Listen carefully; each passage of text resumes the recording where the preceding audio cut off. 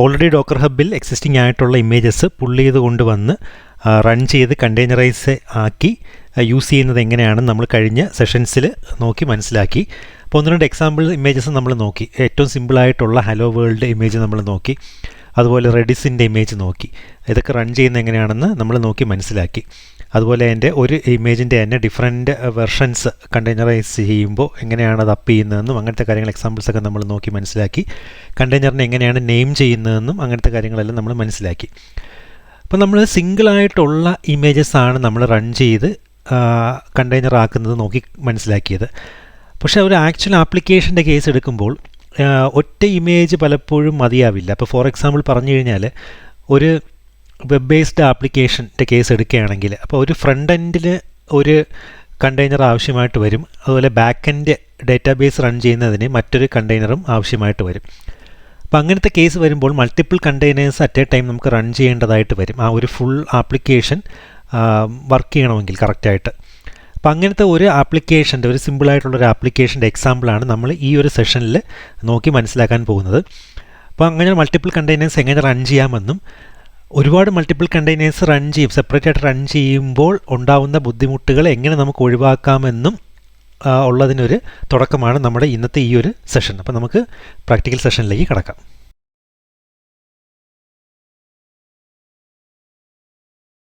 അപ്പോൾ ഇന്നിവിടെ എക്സാമ്പിൾ ആപ്ലിക്കേഷനായിട്ട് നിങ്ങൾക്ക് പരിചയപ്പെടുത്താൻ പോകുന്നത് ഒരു PHP MySQLും ചേർന്നുള്ള ഒരു ക്രൂഡ് ആപ്ലിക്കേഷൻ്റെ എക്സാമ്പിളാണ്. അപ്പോൾ ക്രൂഡ് മീൻസ് ഒരു PHP ആപ്ലിക്കേഷൻ ചെയ്തിട്ട് MySQL ബാക്ക്-എൻഡ് യൂസ് ചെയ്തുകൊണ്ട് സിമ്പിളായിട്ടുള്ള ആക്ടിവിറ്റീസ് ചെയ്യുന്നതിനാണ് ക്രൂഡ് ആപ്ലിക്കേഷൻ എന്ന് പറയുന്നത്. അപ്പോൾ PHP ഒക്കെ ഡെവലപ്പ് ചെയ്യുന്ന സാധാരണ ഡെവലപ്പേഴ്സിന് അത് സിമ്പിളായിട്ട് ചെയ്യുന്ന ഒരു ആപ്ലിക്കേഷനാണ്, അറിയാമായിരിക്കും. അതായത് ഇപ്പം ഡാറ്റാബേസിൽ എൻട്രീസ് ക്രിയേറ്റ് ചെയ്യാനും എഡിറ്റ് ചെയ്യാനും അപ്ഡേറ്റ് ചെയ്യാനും ഡിലീറ്റ് ചെയ്യാനും എന്നുള്ളതിൻ്റെ ചുരുക്കപ്പേരാണ് ക്രൂഡ് എന്ന് പറയുന്നത് നമ്മൾ. അപ്പോൾ ഇതിന് ഫ്രണ്ട് എൻഡായിട്ട് ആപ്ലിക്കേഷൻ യൂസ് ചെയ്യുന്നത് PHP ആണ്, ബാക്ക് എൻഡ് MySQLും ആണ് യൂസ് ചെയ്യുന്നത്. അപ്പോൾ ഇതിൻ്റെ ആപ്ലിക്കേഷൻ കോഡിംഗ് ഒന്നും നിങ്ങൾക്ക് അറിയേണ്ട കാര്യമില്ല. ഞാനിപ്പോൾ ഒരു എക്സാമ്പിൾ ആപ്ലിക്കേഷൻ എന്നുള്ള രീതിയിൽ ഒരു ഫ്രണ്ട് എൻഡും ബാക്ക് എൻഡും ഉള്ളൊരു ആപ്ലിക്കേഷൻ വേണമെന്നുള്ളത് കൊണ്ട് എക്സാമ്പിൾ കാണിക്കാനായിട്ട് ഈ ഒരു സിമ്പിളായിട്ടുള്ള PHP MySQLും ചേർന്നുള്ളൊരു ക്രൂഡ് ആപ്ലിക്കേഷനാണ് എക്സാമ്പിളായിട്ട് നിങ്ങൾക്ക് കാണിച്ച് മനസ്സിലാക്കി തരാൻ പോകുന്നത്. അപ്പോൾ ഇതിൻ്റെ ഒരു ഫ്രണ്ട് എൻഡിൻ്റെ ഒരു സ്ലൈഡാണ് ഇപ്പോൾ ഈ കാണുന്നത്. നമുക്ക് ആക്ച്വൽ ആപ്ലിക്കേഷൻ എങ്ങനെ വർക്ക് ചെയ്യുമെന്ന് ആദ്യം ഒന്ന് നോക്കി മനസ്സിലാക്കിയിട്ട് തിരിച്ച് സ്ലൈഡിലോട്ട് വരാം. അപ്പോൾ ഓൾറെഡി ഈ ഒരു ആപ്ലിക്കേഷൻ എൻ്റെ കണ്ടെയ്നർ 2 കണ്ടെയ്നറിലാണ് ഇത് റൺ ചെയ്യുന്നത്. നമുക്ക് അതിനെക്കുറിച്ച് കൂടുതൽ ഡിസ്കസ് ചെയ്യാം. 2 കണ്ടെയ്നേഴ്സ് ഇവിടെ റൺ ചെയ്യുന്നുണ്ട്, നിങ്ങൾക്ക് കണ്ടു കഴിഞ്ഞാൽ മനസ്സിലാവും. ഡോക്കർ PS അടിച്ചപ്പോൾ 2 കണ്ടെയ്നേഴ്സ് റണ്ണിങ് ഇവിടെ കാണിക്കുന്നുണ്ട്. നമുക്കിത് ബ്രൗസറിൽ എടുക്കാം. ബ്രൗസറിൽ അതിൻ്റെ PHP ആപ്ലിക്കേഷൻ ലിസൺ ചെയ്യുന്നത് പോർട്ട് 8081ലാണ്, ലോക്കൽ ഹോസ്റ്റ് 8081ലാണ്. അപ്പോൾ ഇതാണ് ആ ഒരു PHP ആപ്ലിക്കേഷൻ. ആ ഒരു ബട്ടൺ ക്ലിക്ക് ചെയ്ത് കഴിഞ്ഞാൽ ഇവിടെ ഇങ്ങനെ വരും. അപ്പോൾ നമുക്ക് ക്രിയേറ്റ് ന്യൂ യൂസർ. അപ്പോൾ ഒരു എക്സാമ്പിൾ ഞാനിപ്പോൾ ഇവിടെ കാണിച്ചു തരാം, നിങ്ങൾക്ക് പെട്ടെന്ന് ഈ ഒരു ആപ്ലിക്കേഷൻ എങ്ങനെയാണ് വർക്ക് ചെയ്യുന്നതെന്ന് മനസ്സിലാക്കുന്നതിന് വേണ്ടിയിട്ട്. അപ്പോൾ നമുക്ക് യൂസർ നെയിം ഇൻപുട്ട് ചെയ്യാം, അത് കഴിഞ്ഞിട്ട് മെയിൽ ID കൊടുക്കാം, അത് കഴിഞ്ഞ് പാസ്വേഡ് കൊടുക്കാം, എന്നിട്ട് സബ്മിറ്റ് ചെയ്ത് കഴിഞ്ഞാൽ അത് ഡാറ്റാബേസിലോട്ട് ഇൻസർട്ട് ആവും. എന്നിട്ട് ബാക്ക് അടിച്ച് കഴിഞ്ഞാൽ ആ ഒരു ഹോം സ്ക്രീനിൽ ആ യൂസേഴ്സിൻ്റെ ലിസ്റ്റും നമ്മൾ കൊടുത്ത ഡീറ്റെയിൽസും ഓരോന്നായിട്ട് ലിസ്റ്റ് ചെയ്ത് കാണിക്കും. അപ്പോൾ എത്ര യൂസേഴ്സ് വേണമെങ്കിലും നമുക്കിവിടെ ഇങ്ങനെ എൻ്റർ ചെയ്ത് കൊടുക്കാം യൂസർ ഡീറ്റെയിൽസ്. എന്നിട്ട് പിന്നീട് നമുക്ക് വ്യൂ ഉണ്ട്, വ്യൂ എടുത്തു കഴിഞ്ഞാൽ ആ ഒരു സ്പെസിഫിക് യൂസറിൻ്റെ ഡീറ്റെയിൽസ് ആയിട്ട് കാണിക്കും. പിന്നീട് നമുക്ക് വേണമെങ്കിൽ എഡിറ്റ് ചെയ്യാം, അല്ലെങ്കിൽ നമുക്ക് ഡിലീറ്റ് ചെയ്യാം. അപ്പോൾ ഇതാണ് ഏറ്റവും സിമ്പിളായിട്ടുള്ള ഒരു ക്രൂഡ് ആപ്ലിക്കേഷൻ എന്ന് പറഞ്ഞു കഴിഞ്ഞാൽ. അപ്പോൾ ഇതിന് ഫ്രണ്ട് എൻഡ് കോഡിങ് ചെയ്തിരിക്കുന്ന PHPയിലും ബാക്ക് എൻഡ് കണക്ടിവിറ്റി ഡേറ്റാസ് എല്ലാം ഫീഡ് ആവുന്നത് MySQLിലും ആണ്. ഓക്കെ, അപ്പോൾ നമുക്ക് നമ്മുടെ സ്ലൈഡിലോട്ട് തിരിച്ചു വരാം. അപ്പോൾ ആക്ച്വലി ഈ ആപ്ലിക്കേഷൻ റൺ ചെയ്യുന്നതിന് ഞാൻ സൂചിപ്പിച്ചതുപോലെ 2 കണ്ടെയ്നറൈസിൽ ആയിട്ടാണ് ഈ ആപ്ലിക്കേഷൻ വർക്ക് ചെയ്യുന്നത്. അപ്പോൾ അതിൻ്റെ ആർക്കിടെക്ചർ വന്നിട്ട് ഇങ്ങനെയാണ്. അതായത് ഇതിനൊരു ഡേറ്റാബേസ് ആവശ്യമുണ്ട് ബാക്ക് എൻഡ്. അപ്പോൾ അത് നമ്മൾ MySQLാണ് യൂസ് ചെയ്യുന്നത്. ഫ്രണ്ട് എൻഡ് വന്നിട്ട് ഒരു കണ്ടെയ്നർ, അതിൽ PHP ആപ്ലിക്കേഷനും അത് ഹോസ്റ്റ് ചെയ്യാനുള്ള അപ്പാഷയും കൂടെ ചേർന്നാണ് ഒരു കണ്ടെയ്നർ ആക്കിയിരിക്കുന്നത്. ക്രൂഡ് ആപ്പ് എന്നും പറഞ്ഞിട്ടാണ് നമ്മൾ നെയിം ചെയ്തിരിക്കുന്നത്. കണ്ടെയ്നർ റൺ ചെയ്യുന്ന സമയത്ത് മറ്റൊരു ഡേറ്റാബേസിന് DB എന്നും പറഞ്ഞ് പേര് കൊടുത്തിട്ടാണ് അപ്പ് ചെയ്തിരിക്കുന്നത്. അപ്പോൾ ഡേറ്റാബേസ് കണ്ടെയ്നർ ലിസൺ ചെയ്യുന്നത് 3306ലാണ്. നമ്മുടെ ഹോസ്റ്റ് പോർട്ടും മാപ്പ് ചെയ്തിരിക്കുന്നത് 3306ൽ തന്നെയാണ്. നമ്മുടെ ആപ്ലിക്കേഷൻ കണ്ടെയ്നർ, അതായത് ക്രൂഡ് ആപ്പ് എന്ന് പേര് കൊടുത്തിരിക്കുന്ന ആപ്ലിക്കേഷൻ കണ്ടെയ്നർ റൺ ചെയ്യുന്നത് ലിസൺ ചെയ്യുന്നത് പോർട്ട് 80ലും ഹോസ്റ്റ് സിസ്റ്റത്തിൽ നിന്ന് മാപ്പ് ചെയ്തിരിക്കുന്ന പോർട്ട് 8081ലാണ്. അതുകൊണ്ടാണ് നമ്മൾ ബ്രൗസറിൽ എടുത്തപ്പോൾ ലോക്കൽ ഹോസ്റ്റ് കൊടുത്തിട്ട് അതിൽ പോർട്ട് 8081 കൊടുത്തത്. അപ്പം ഹോസ്റ്റ് മാപ്പിംഗ് പോർട്ട് മാപ്പിംഗ് ഒക്കെ നമ്മൾ കഴിഞ്ഞ സെഷനിൽ നോക്കി മനസ്സിലാക്കിയിട്ടുണ്ടായിരുന്നു. അപ്പോൾ കണ്ടെയ്നർ രണ്ട് കണ്ടെയ്നേഴ്സ് ഉണ്ട് ഇതിൽ. അതാണ് ബേസിക്കലി ഇവിടെ നമ്മൾ മനസ്സിലാക്കേണ്ടത്. ഒന്ന് നമ്മുടെ ആപ്ലിക്കേഷൻ റൺ ചെയ്യുന്ന കണ്ടെയ്നർ, അതിൽ PHP ആപ്ലിക്കേഷനും അപ്പാഷയും കൂടെ വെബ് സെർവറും കൂടെ ചേർത്താണ് കസ്റ്റമായിട്ടൊരു കണ്ടെയ്നർ ആക്കിയിരിക്കുന്നത്. അപ്പോൾ ഇതിൻ്റെ ഈ രണ്ടിൻ്റെ ഇമേജസ് കസ്റ്റം ഇമേജസ് ക്രിയേറ്റ് ചെയ്തിട്ട് വെച്ചിട്ടുള്ളതാണ്. അതിനെക്കുറിച്ച് ഞാൻ ഇനി പറയാം. അത് നമുക്ക് ഡോക്കർ ഹബ്ബിൽ ഞാൻ ഹോസ്റ്റ് ചെയ്തിട്ടുണ്ട്, നിങ്ങൾക്ക് യൂസ് ചെയ്യാൻ പറ്റുമോ അത് ഇത് റൺ ചെയ്ത് നോക്കുന്നതിന് വേണ്ടിയിട്ട്. അപ്പോൾ ഇതിൻ്റെ ക്രൂഡ് ആപ്പിൻ്റെ ഇമേജ് വന്നിട്ട് നിങ്ങൾക്ക് പുള്ളി ചെയ്ത് എടുത്തുകൊണ്ട് വരാൻ വേണ്ടി യൂസ് ചെയ്യേണ്ട പേര് വന്നിട്ട് ഇത് ഡോക്കർ ഹബ്ബിൽ ഹോസ്റ്റ് ചെയ്തിട്ടുണ്ട്. techtvm/php ക്രൂഡ് ആപ്പ് എന്ന് പറഞ്ഞ് നിങ്ങൾ പുള്ളി ചെയ്ത് കഴിഞ്ഞാൽ ഈ ഒരു ക്രൂഡ് ആപ്പിൻ്റെ ഇമേജ് നിങ്ങൾക്ക് നിങ്ങളുടെ ലോക്കൽ മെഷീനിൽ ഡൗൺലോഡ് ചെയ്തെടുക്കാൻ പറ്റും, പിന്നീട് റൺ ചെയ്യാൻ പറ്റും. അതുപോലെ ഡാറ്റാബേസ് ഇമേജിൻ്റെ MySQLും കസ്റ്റമായിട്ട് ക്രിയേറ്റ് ചെയ്തിരിക്കുന്ന ഇമേജാണ്, കാരണം അതിൽ ഓൾറെഡി എക്സിസ്റ്റിംഗ് ആയിട്ടുള്ള ഒരു ഡാറ്റാബേസ് എല്ലാം ക്രിയേറ്റ് ചെയ്തിട്ടുണ്ട്. നിങ്ങൾ പിന്നീട് രണ്ടാമത് ക്രിയേറ്റ് ചെയ്യേണ്ട. കാരണം ഈ ഒരു കണ്ടെയ്നർ രണ്ടെണ്ണത്തിൻ്റെ ഉദ്ദേശം നമുക്ക് ഈ ഒരു എക്സാമ്പിൾ ഡെമോൺസ്ട്രേറ്റ് ചെയ്യുക എന്നുള്ളതാണ്. അപ്പം ഈ ഡാറ്റാബേസ് ഇമേജിന് യൂസ് ചെയ്തിരിക്കുന്ന ഇമേജിൻ്റെ പേര് വന്നിട്ട് techtvm/mysql_techtvm എന്നാണ്. അപ്പോൾ ഇത് ഡൗൺലോഡ് ചെയ്ത് എടുത്തുകൊണ്ട് വന്ന് പുള്ളി ചെയ്ത് കഴിഞ്ഞാൽ നിങ്ങൾക്ക് ഡാറ്റാബേസ് റെഡിമെയ്ഡായിട്ട് നിങ്ങൾക്ക് കിട്ടുന്നതാണ് യൂസ് ചെയ്യുന്നതിന് വേണ്ടിയിട്ട്.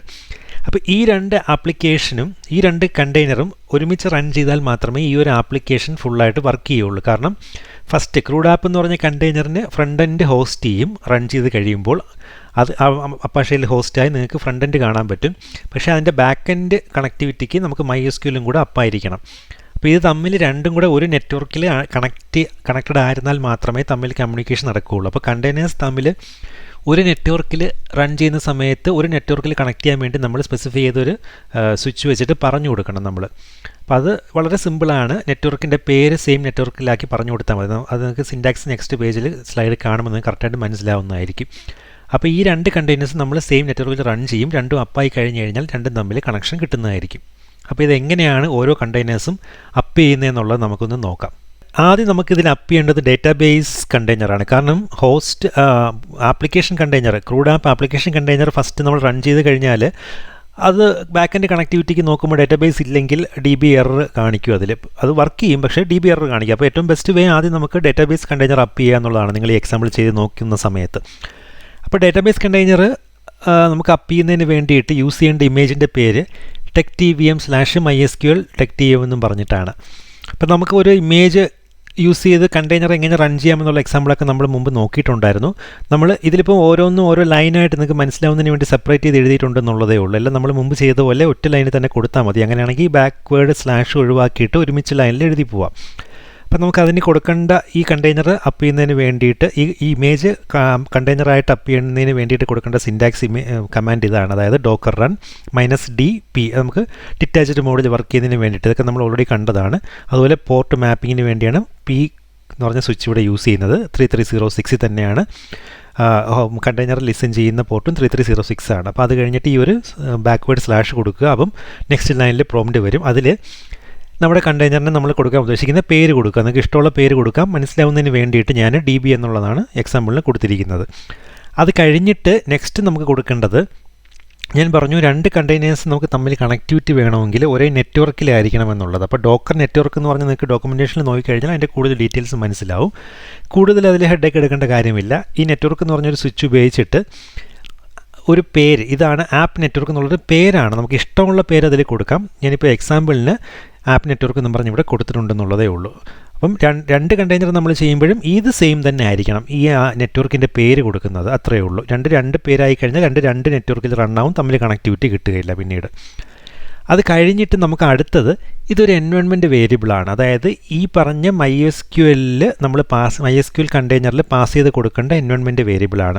അതിൻ്റെ റൂട്ട് പാസ്വേഡ്, അതായത് നമുക്കൊരു MySQL കണ്ടെയ്നർ നമ്മൾ ആദ്യം സെറ്റ് ചെയ്ത് എടുക്കുമ്പോൾ നമുക്ക് അതിൻ്റെ ഏറ്റവും എസെൻഷ്യലായിട്ട് അതിൻ്റെ റൂട്ട് പാസ്വേഡ് നമുക്ക് കൊടുക്കേണ്ടതായിട്ടുണ്ട്. അപ്പോൾ നമ്മളിപ്പോൾ കണ്ടെയ്നർ അല്ല, ഡോക്കർ കണ്ടെയ്നർ അല്ല നമ്മൾ MySQL ഇൻസ്റ്റാൾ ചെയ്ത് സെറ്റപ്പ് ചെയ്യുകയാണെങ്കിലും ഫസ്റ്റ് അതിൻ്റെ സെക്യൂർ ഇൻസ്റ്റാളേഷൻ സ്റ്റെപ്പ് വരുമ്പോൾ നമുക്ക് റൂട്ട് പാസ്വേഡ് കൊടുക്കേണ്ടതായിട്ടുണ്ട്. അത് തന്നെയാണ് ഇവിടെയും ചെയ്യുന്നത്.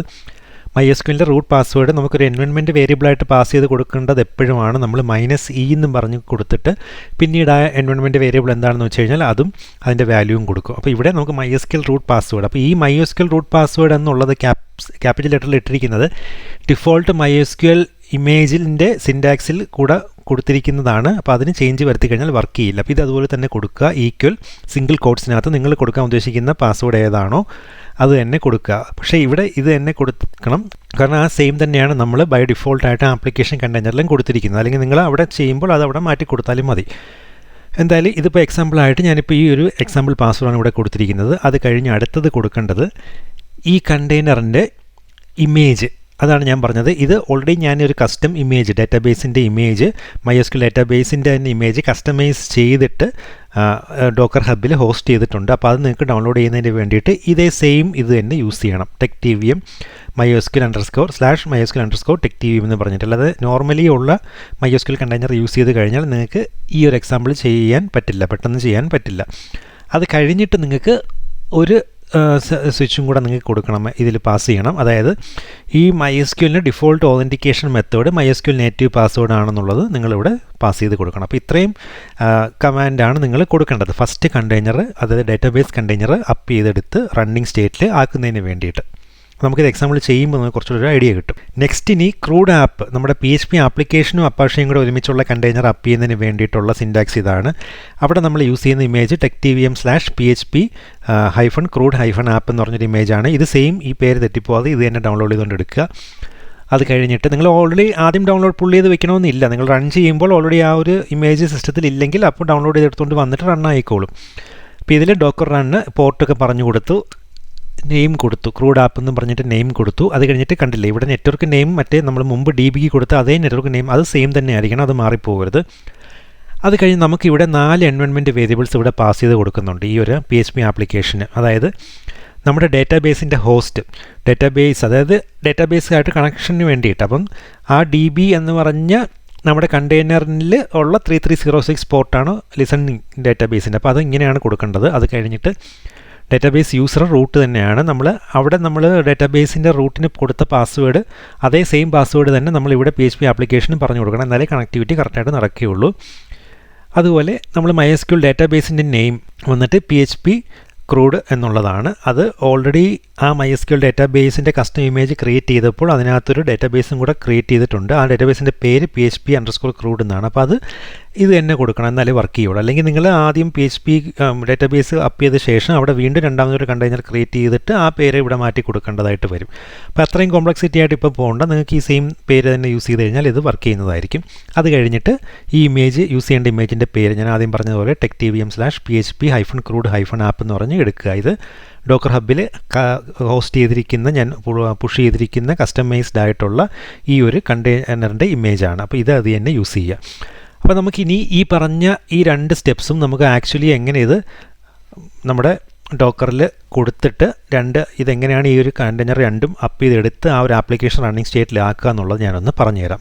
ഇപ്പോൾ നമുക്കിപ്പോൾ ഓൾറെഡി ഉള്ള ബ്രൗസർ ഒന്ന് ക്ലോസ് ചെയ്യാം. ഇപ്പോൾ രണ്ടും റണ്ണിങ് ആണ്. നമുക്കൊന്ന് സ്റ്റോപ്പ് ചെയ്തിട്ട് നിങ്ങൾക്ക് ആദ്യം പോലെ ഒന്ന് പറഞ്ഞുതരാം. ഇപ്പോൾ 2 കണ്ടെയ്നേഴ്സും ഞാനിപ്പോൾ ഒന്ന് സ്റ്റോപ്പ് ചെയ്യുകയാണ്. Docker stop command. ഞാനിപ്പോൾ ഈ കമാൻഡ്സ് എല്ലാം ഒന്നുകൂടെ കൊടുക്കുന്നത് നിങ്ങൾക്കത് കണ്ട് പെട്ടെന്ന് മനസ്സിലാവുന്നതിന് വേണ്ടിയിട്ടാണ്. ഇപ്പോൾ 2 കണ്ടെയ്നർ ഞാൻ സ്റ്റോപ്പ് ചെയ്യുകയാണ്. ഞാൻ ആദ്യം ആ ക്രൂഡ് ആപ്പിൻ്റെ കണ്ടെയ്നർ സ്റ്റോപ്പ് ചെയ്തു. രണ്ടാമത് നമുക്കിനി DBയും കൂടെ സ്റ്റോപ്പ് ചെയ്യാം. ഇപ്പോൾ സ്റ്റോപ്പ് ചെയ്ത കണ്ടെയ്നേഴ്സ്, ഇപ്പോൾ വർക്കിംഗ് അല്ലാത്ത കണ്ടെയ്നേഴ്സ് എല്ലാം നമുക്ക് ഡിലീറ്റ് ചെയ്ത് കളയുന്നതിന് വേണ്ടിയിട്ട് ഒരു കമാൻഡ് ഉണ്ട്, ഡോക്കർ കണ്ടെയ്നർ പ്രൂൺ എന്നും പറഞ്ഞിട്ട്. അപ്പോൾ അത് കൊടുത്തില്ലെങ്കിലുള്ള പ്രശ്നം, കണ്ടെയ്നർ സ്റ്റോപ്ഡ് ആണെങ്കിൽ നമുക്ക് ആ യൂസ് ചെയ്തിരിക്കുന്ന പേരൊന്നും പിന്നീട് രണ്ടാമത് യൂസ് ചെയ്യാൻ പറ്റില്ല. അപ്പം അതുകൊണ്ടാണ് കംപ്ലീറ്റ്ലി സ്റ്റോപ്പായിരിക്കുന്ന കണ്ടെയ്നേഴ്സ് കംപ്ലീറ്റ്ലി കളയാൻ വേണ്ടിയിട്ട് നമ്മൾ പ്രൂൺ ചെയ്ത് കളയാമെന്ന് പറയും. അപ്പോൾ അത് കൊടുത്തു കഴിഞ്ഞാൽ കംപ്ലീറ്റ്ലി അതിൻ്റെ ട്രേസസ് എല്ലാം പോയി കിട്ടും.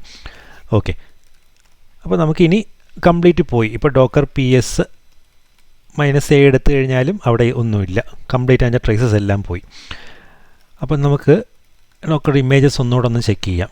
കണ്ടില്ല, അപ്പം ഇവിടെ ഓൾറെഡി 2 ഞാൻ നേരത്തെ ചെയ്തപ്പോൾ ഡൗൺലോഡായി കിടപ്പുണ്ട്. 2 MySQL TechTVM എന്നും പറഞ്ഞിട്ട് ഡേറ്റാബേസിൻ്റെ ഇമേജും ഉണ്ട്, നമുക്ക് ആ ഒരു ക്രൂഡ് ആപ്പിൻ്റെ ഇമേജും ഓൾറെഡി ഇവിടെ ഉണ്ട്.